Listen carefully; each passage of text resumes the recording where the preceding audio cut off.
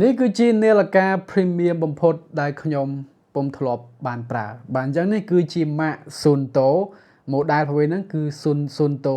Race មិនមែន Race S មិនមែន Race 2ទេគឺ regular Sunto Race មុននឹងខ្ញុំនិយាយចូលលម្អិតពីនាឡិកាមួយនេះក៏សូមប្រាប់បងប្អូនផងដែរបើសិនជាបងប្អូនយើងមានតម្រូវការ iPhone iPad admin សូមធ្វើការណែនាំហាងលក់ទូរស័ព្ទដៃគ្នាយើង VIP ដែលមានទីតាំងនៅតាមបណ្ដោយផ្លូវកម្ពុជាក្រោមនៅទីនោះមានសេវាកម្មល្អៗមែនទែនតែម្ដងបងប្អូនយើងអាចទិញដៃក៏បានវាយដូរជាមួយនឹងហាងក៏បានឬក៏បងរំលោះផ្ទាល់ជាមួយនឹងហាងក៏បានដែរlink តាក់ទងនៅក្នុង description ខាងក្រោម Sunto Race មួយនេះមាន2 option ឲ្យយើងធ្វើការរើសបាទអញ្ចឹងបងប្អូនយើងអាចមិនរើសទេបងលុយគេផងបងប្អូនយើងអាចទិញបានជាមួយនឹង Titanium version ដែលខ្ញុំកំពុងតែកាន់នៅក្នុងដៃឥឡូវហ្នឹងហើយមួយទៀតហ្នឹងគឺបងប្អូនយើងអាចទិញបានជាមួយនឹងជម្រើសគេហៅថា stainless steel បាទអញ្ចឹងនេះគឺជាជម្រើសគេហៅថា Titanium ជា material ដ៏ទំនើបដែលមាននៅលើ iPhone ដៃណែ16 Pro Max ពីមុនមកអញ្ចឹងទៅណាបាទអញ្ចឹងដូចខ្ញុំនិយាយអញ្ចឹងនេះគឺជានាឡិកាដែលខ្ញុំពាក់លើដៃទៅខ្ញុំមានអារម្មណ៍ថាខ្ញុំជាបរោះបងប្អូននិយាយនិយាយលេងទេតាមពិតទៅខ្ញុំមកពី Apple Watch បាទអញ្ចឹងខ្ញុំចូលចិត្តនាឡិកា Apple Watch ដែរក៏ប៉ុន្តែអ្វីដែលខ្ញុំធុញទ្រាន់បំផុតហ្នឹងគឺទៅលើថ្មនឹងតែម្ដងវាមិនដែលនាឡិកាសាក់ដូចទូរស័ព្ទទៅហើយបើអញ្ចឹងវាធ្វើឲ្យខ្ញុំតឹងទ្រូងពេកខ្ញុំក៏សម្រេចចិត្តផ្លាស់ប្ដូរពី Apple Watch មកប្រើពពួកឯករាជ្យចង់និយាយថាពួកនេះឯករាជ្យហ្នឹងបងយើងវាអត់មានទៅខាងណាខាងណីទេទៅមួយ Android ក៏បានទៅ iOS ក៏បានដែរ brand Sunto មួយនេះនៅក្នុងទីផ្សារកម្ពុជារបស់យើងខ្ញុំគិតថាប្រហែលជាមិនសូវមានទេបាទអញ្ចឹងខ្ញុំឃើញអ្នកប្រើនាឡិកាមួយចំនួនក៏ពុំសូវប្រើ brand នេះផងដែរហើយតម្លៃវាហ្នឹងគឺវារៀងថ្លៃបន្តិចបងប្អូនយើងចូលល្បាក់$500អីដែរសម្រាប់ model គេហៅថា Titanium មួយនេះហើយខ្ញុំក៏មិនដឹងណែនាំបងប្អូនយើងឲ្យតែទិញនៅកន្លែងណាដែរបាទអញ្ចឹងដូចខ្ញុំនិយាយយ៉ាងវាដូចជាអត់មាននៅក្នុងប្រទេសកម្ពុជារបស់យើងអញ្ចឹងបងប្អូនយើងមានតែ research ក្នុង Google ទៅដាក់ Sunto Race ទៅណាហើយបងប្អូននឹងឃើញតម្លៃវាប្រមាណនៅកន្លែងហ្នឹងហើយណាបើទោះបីជានាឡិកានេះគេ focus ខ្លាំងទៅរឿង sport ក៏ដោយរឿងកីឡារឿងសុខភាពអីចឹងក៏ដោយក៏ប៉ុន្តែគេអត់ភ្លេចពាក់ព័ន្ធនឹងការរចនាម៉ូដវាទេដោយខ្ញុំបាននិយាយប្រាប់បងប្អូនពីដើមមកអញ្ចឹងនាឡិកានេះមើលទៅវាមិនដូចជាមិនតំណងពាក់ព័ន្ធនឹងនាឡិកាហាត់ប្រាណឬក៏និយាយនឹងកីឡាទេវាដូចជាគ្រឿងគេហៅថាសង្ហារឹមមួយដ៏អេមជាគ្រឿងសង្ហារឹមជាគ្រឿងអលង្ការមួយដ៏ស្រស់ស្អាតនៅលើដៃរបស់យើងមែនទែនណាពីលើមុខងារកីឡាដ៏សម្បូរបែបរបស់វានេះពីលើមុខងារសុខភាពដ៏សម្បូរបែបរបស់វានេះអញ្ចឹងការ design របស់វានឹងគឺស្អាតមែនទែនតែម្ដងហើយគុណភាពផលិតវានឹងគឺមិនធម្មតាទេ US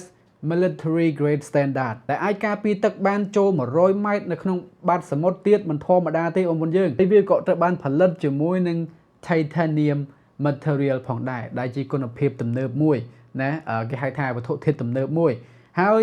អេក្រង់របស់វានឹងគឺ AMOLED touch screen វាអត់សូវ response ប្រហែលដែរណាបងប្អូនយើងប៉ុន្តែមក touch បានបាទអញ្ចឹងការប៉ះបញ្ជារបស់យើងហ្នឹងគឺវាមកល្មមនៅលើហ្នឹងអេក្រង់បែប60 Hz អីចឹងណាប៉ុន្តែអេក្រង់វាគឺ colorful ល្អដោយសារវាជាអេក្រង់ AMOLED បងប្អូនណាបាទអញ្ចឹងទំហំរបស់វាហ្នឹងគឺធំបានល្អគួរសមផងដែរគឺ 1.43 អ៊ីងជាមួយនឹង resolution 466គុណនឹង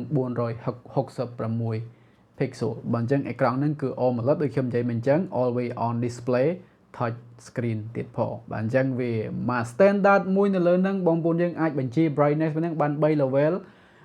low medium ហើយនិង high brightness អញ្ចឹងទៅបើអញ្ចឹងខ្ញុំប្រើតែ low ទេបងប្អូនយើងបាទអញ្ចឹងខ្ញុំនៅអាចឃើញគេហៅថាwatch face ខ្ញុំបានល្អអញ្ចឹងទោះបីខ្ញុំនៅកន្លែងពន្លឺថ្ងៃត្រង់ក៏ដោយហើយទៅលើទម្ងន់របស់វានឹងគឺ83ក្រាមបើអញ្ចឹងជាមួយនឹងខ្សែអញ្ចឹងទៅយើងពាក់នៅលើដៃរបស់យើងគឺខ្ញុំគិតថាវាដូចជាមិនធ្ងន់អីទេបងប្អូនយើងមកល្មមដាក់ទៅគឺវារៀងមានទម្ងន់ដៃមកល្មមដែរអញ្ចឹងណាហើយសំខាន់មុខវាធំដូចខ្ញុំនិយាយអញ្ចឹងបងប្អូនយើងពាក់ទៅនៅលើបរោះរបស់យើងហ្នឹងគឺវាដូចជាផប់ចង់និយាយអញ្ចឹងណាខ្ញុំសូមមិនទាន់និយាយអំពីមុខងារពិសេសពាក់ព័ន្ធនឹងមុខងារកីឡារបស់វាទេប៉ុន្តែខ្ញុំចង់ប្រាប់បងប្អូនថាវាមានច្រើនបាទអញ្ចឹងពាក់ព័ន្ធទៅនឹងការហាត់ប្រាណរបស់យើងនឹងមុខងារសុខភាពអញ្ចឹងទៅមានដូចជា blood oxygen heart rate monitor លក្ខណៈជាដើមគឺវាមាននៅលើនឹងទាំងអស់បាទអញ្ចឹងវាសម្បូរបែបទៀតបងប្អូនយើងដូចខ្ញុំបាននិយាយប្រាប់បងប្អូនមិនអញ្ចឹង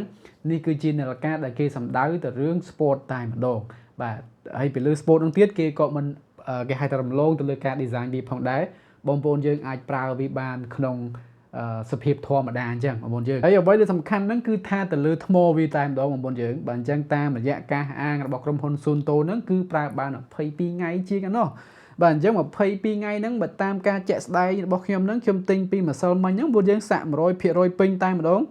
អញ្ចឹងឥឡូវហ្នឹងគឺសល់ 100% ដដែលថ្មរបស់វាអត់ទាន់ធ្លាក់ទេអញ្ចឹងមានន័យថាមួយថ្ងៃហ្នឹងពី 100% នៅតែ 100% អញ្ចឹងយើងនិយាយថាយើងមិនហ៊ានតាមគេមុនយើងបណ្ដាខ្ញុំគិតថាឥឡូវ99ហ្នឹងមុនយើងថា99ហ្នឹងមួយថ្ងៃធ្លាក់ 1% ហ្នឹងមុនគិតតែមើលអញ្ចឹងមួយអាទិត្យអីហ្នឹងពីរអាទិត្យហ្នឹងគឺវាអូខេណាស់ទៅហើយបងប្អូនយើងថ្មមិនបាច់សាក់រាល់ថ្ងៃទេអញ្ចឹងមកការធ្វើដំណើរបងប្អូនយើងពីកម្ពុជាដល់អាមេរិកមិនបាច់យកសាំងសាក់ទៅទេចង់និយាយអញ្ចឹងណាហើយវាមានទំហំ storage built in ហ្នឹង 32GB សម្រាប់ធ្វើការផ្ទុកគេហៅថា data map បងប្អូនយើងអាចធ្វើការ download map ទៅហើយយើងអាចប្រើប្រាស់ផែនទីដរិចនៅលើនីលការនឹងតែម្ដងដោយមិនចាំបាច់អ៊ីនធឺណិតទេពេលបងប្អូនយើងដល់ចប់អញ្ចឹងណាប៉ុន្តែវាអត់សូវឆ្លាតដូចគេហៅថា smart watch ផ្សេងបងប្អូនយើងវាមិនមែនជានាឡិកាដូចពពួក Apple Watch ឬក៏ Galaxy Watch អីទេវាអត់សូវ friendly ជាមួយនឹងទូរស័ព្ទដៃហ្នឹងទេវាបែប ecosystem គេផ្សេងអញ្ចឹងទៅបើអញ្ចឹងបែបប្រាប់បែបប្រើប្រាស់ពួកគេនឹងបែបផ្សេងអញ្ចឹងណាហ្នឹងហើយយើងបងប្អូនយើងអាចធ្វើការremote control ប្រើកាមេរ៉ាយើងអីអត់ទេបងយើងវាអត់មានកន្លែងអញ្ចឹងដូច Apple Watch ទេណាឬក៏ Android Watch ផ្សេងទេហើយវាក៏មិនអាចធ្វើការបញ្ជីទេចេញពីនាឡិកាទៅផងដែរបើសិនជាបងប្អូនយើងប្រើប្រាស់ Bluetooth call អញ្ចឹងទៅបើទោះបីយើងconnectជាមួយនឹងទូរស័ព្ទយើងក៏ដោយវាអត់មាន application ដើម្បីធ្វើការបញ្ជីទេពីនាឡិកាយើងនឹងទៅទេហើយទៅលើ notification របស់វាហ្នឹងគឺបងប្អូនយើងទទួលបានណាប៉ុន្តែបងប្អូនយើងអាចធ្វើការ reply បានទៀតហើយវាក៏អត់ support font ខ្មែរផងដែរនាឡិកាមួយប្រភេទនេះដូចខ្ញុំនិយាយមកអញ្ចឹងបើអញ្ចឹងនាឡិកានេះវារៀងដាច់ដល់ like តែខ្លួនឯងបន្តិចបើអញ្ចឹងវាអត់សូវ friendly ជាមួយនឹងទូរស័ព្ទដៃយើងទេពេលយើងធ្វើការ connect ជាមួយនឹងទូរស័ព្ទដៃរបស់យើងហើយមួយទៀតហ្នឹងដែលខ្ញុំចង់និយាយហ្នឹងវាទោះបីវាឯករាជ្យមែនក៏ដោយខ្ញុំតបជាប់ពីអាមិញណាបងប្អូនយើងអាចធ្វើការ set up វាដោយអត់ប្រើទូរស័ព្ទបានទេជាចំណុចមួយដែលខ្ញុំឃើញថាចម្លែកអញ្ចឹងនាឡិកាហ្នឹងវាដាច់ដល់ like brand របស់ខ្លួនគេតែវាមិនគួរណាដែលពឹងពាក់ទៅលើ app ដើម្បីធ្វើការ set up បងប្អូនយើងអត់មិនគួរអញ្ចឹងទេណាបងប្អូនយើងត្រូវតែធ្វើការប្រើ app ដើម្បីធ្វើការ set up នាឡិកានេះអញ្ចឹងទៅយើងវាអត់ឯករាជ្យដដែលមិនអញ្ចឹងហ្នឹងហើយអញ្ចឹងនេះគឺជាអ្វីដែលខ្ញុំចង់និយាយពាក់ព័ន្ធទៅនឹងនាឡិកា Sunto មួយនេះសង្ឃឹមបងប្អូនយើងចូលចិត្តជួបគ្នានៅឱកាសក្រោយបាយបាយ